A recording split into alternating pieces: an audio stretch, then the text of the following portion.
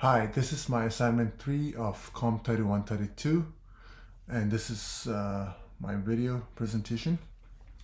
So today I'll be going over the neural network portion, looking at the performance architecture and how we can improve it using the data set.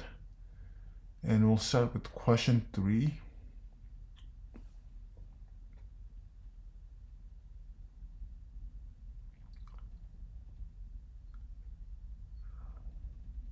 Okay, and to answer question 3, the answer is yes, the network presents a sign of overfitting. You can identify this on the plotted graph here, where the training accuracy, the blue line, it continues to rise towards the high percentage.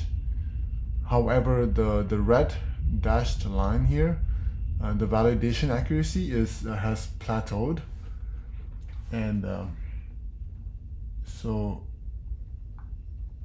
that is the reason. And so the answer is yes for this question. And for question 4 and 5, I'll answer it together, since yeah. So basically the initial model is built using 5 main layers here. We first talk about the convolutional layer, which acts as a feature extractor. It slides filters over the image to detect patterns like edges and textures. So the second one is the max pooling 2D layer, and this basically downsamples the image. It reduces the spatial dimensions to save computational power while keeping the most dominant feature. The third one is flatten layer, which takes the 2D matrices from the previous layers and unrolls them into a single 1D vector. And the fourth one is the fully connected layer, or a dense it's called, which takes that vector and learns complex nonlinear combinations of those features.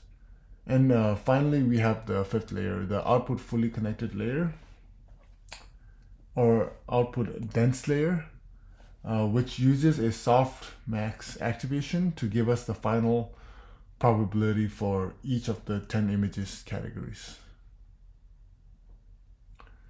And I'll combine question 6 and 7 together as well. So to answer question 6, I've updated the model by adding extra the Con2D layer, convolution layers, with 64 filters. It's followed by another max pooling layer, and that's for question 6. And to answer question 7,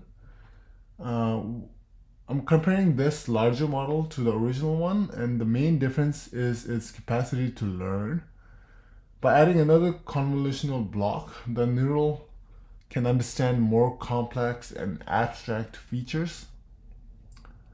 And you'll notice the validation accuracy generally improves.